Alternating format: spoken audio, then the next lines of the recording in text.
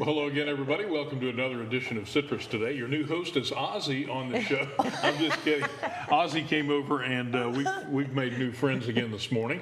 But we have actually Joanne Peters with us, and we also have Susan Quinnell with us, friends of the Citrus and Nature Coast. And we're going to talk a little bit about dog therapy today in regards to friends with Citrus and the Nature Coast.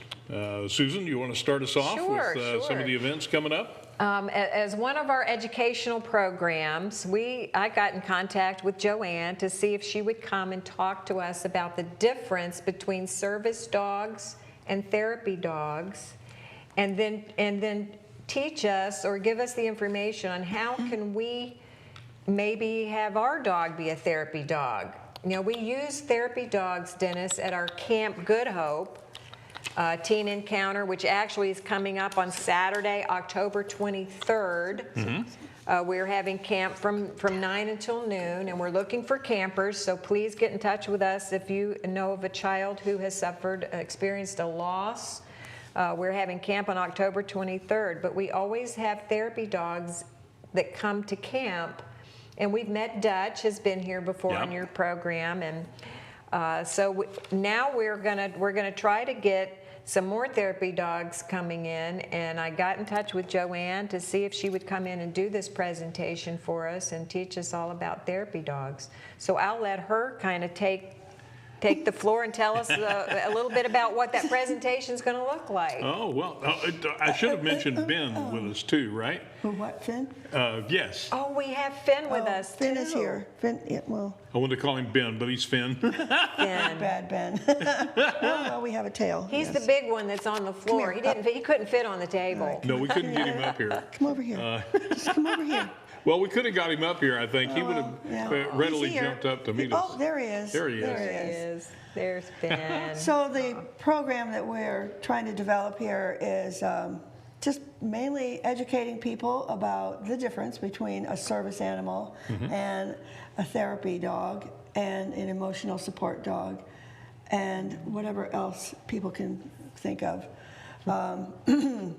I happened to see an article yesterday on the infamous Facebook where somebody was saying they had to get rid of their dogs because they were moving and the dogs were over 30 pounds.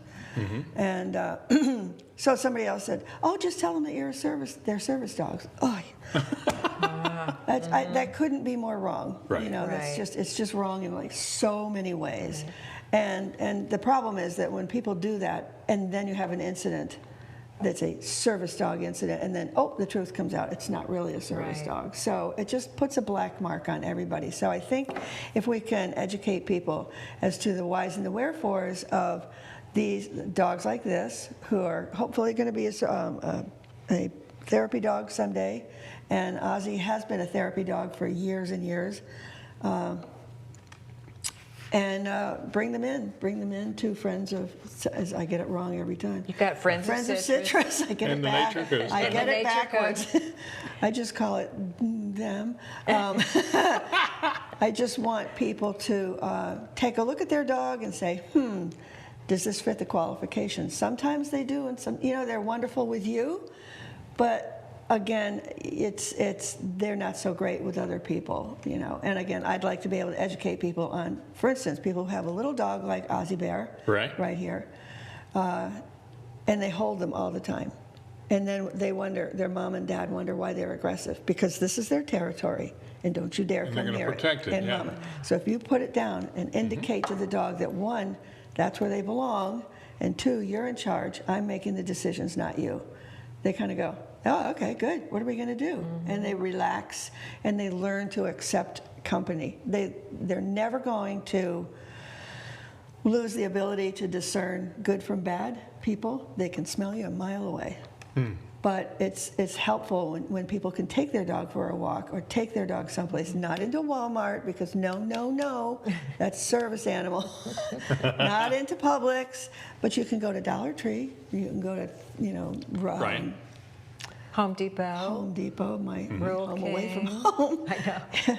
Rural King, any of the big box stores, Pet you can supply, go there. those and- type of places, yeah. Yeah, and it's wonderful socialization for the dogs and for the people. If their dog is friendly, then you get to meet more people, and your life just is improved because Right. you've met more people, including more people in your life. What does it take to train, and the length of time I'm sure is different with each dog, but what does it take to train a therapy dog?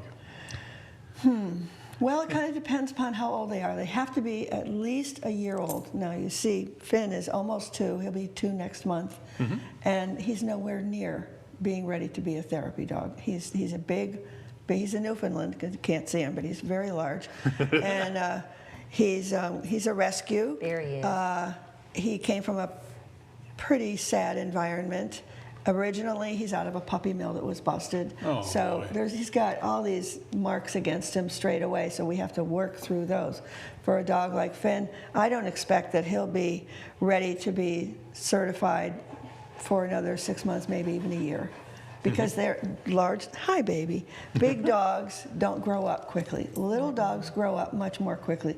And there are other dogs, like a golden retriever, Labradors, Labradoodles, that somehow this instinct for being therapy animals has been bred into them. They've captured this somehow. It's just the work of God. It's nobody else's hands are in it except God's. But they do make remarkable therapy and service animals. So, it's just, it can take, if your dog knows basic skills, it can take 8 weeks, and we'll get them there. We'll test them on Canine Good Citizen, Advanced Canine Good Citizen, public behavior. Can they go in and out of the doors? If you open the door, the dog should not blast through it, should it? No, I don't think so.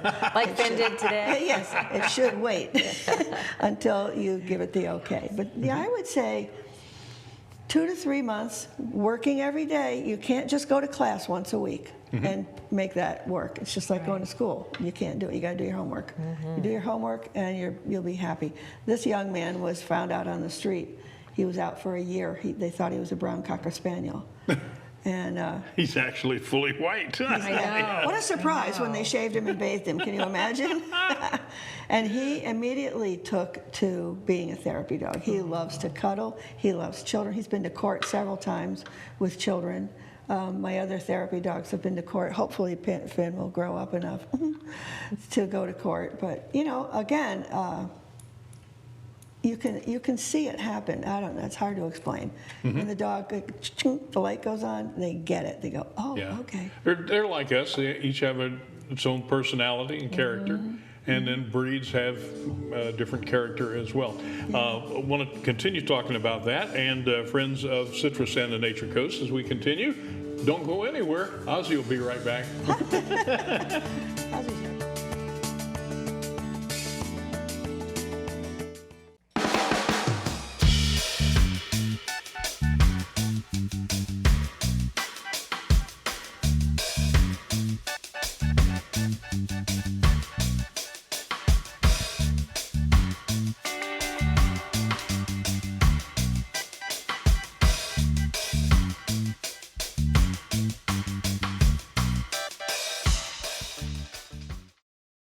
Welcome back. Again, Joanne Peters with Nature Coast Therapy Dogs is with us, and also Suzanne Quinnell, who is with Friends of Citrus and the Nature Coast. And we're talking about therapy dogs, the things that they can do. Dogs are just amazing creatures, and they can be trained to do so many things. But as Joanne pointed out, a lot of them are just naturals, such as Ozzy here. He's natural. We're fixing to put Ozzy to sleep. But again, remind us of the upcoming event. Yes, we are having, Joanne is coming along with Kathie Henderson, who was trained by Joanne. Her dog was trained Dutch by Joanne, and they are going to be doing a presentation for us on Friday, October 15th from 10 to 11:30 a.m. at the Wings Grief Center in Homosassa. And that, of course, that's on Periwinkle. They're going to be there that morning to teach us all about the difference between service dogs and therapy dogs and whatever else people want to try to pass them off as, and how legitimately you can teach your dog to become a therapy dog. So, yeah, Friday, October 15th at the Wings Grief Center. Please come. Yeah, even if you don't have a dog right now that you think is suitable, I don't know if you've invited, do you inviting dogs? Well-behaved dogs are welcome. Okay. Okay. I'm only asking that because when I used to give my workshops, I would limit it to 20 because it was a small room. And I really wanted to take a look at what the interaction was between the person who owns the dog, or as I call them, the handler, and the dog. Dog to dog, dog to handler, handler to dog. See how they is there a kerfluffle going on in the corner over here? Then how are we taking care of that? You know, I want to see who knows how to communicate with their dog. Who might have potential. I've had to ask a few to leave. Right. Just my workshop because they were just nasty, and I don't mean the person. I mean, You mean the dog. Yeah, the dog. The dog had, and people were, oh, this is my service dog. I'm like, well, that's nice, but this is all about therapy dogs. But I'm hoping that this will be a really informative time. Whether you have a dog or you don't have a dog, you want to go to the shelter, I'll be happy to go to the shelter with you and help you find a dog that works for you. Doesn't necessarily have to be a therapy dog, but it works for you.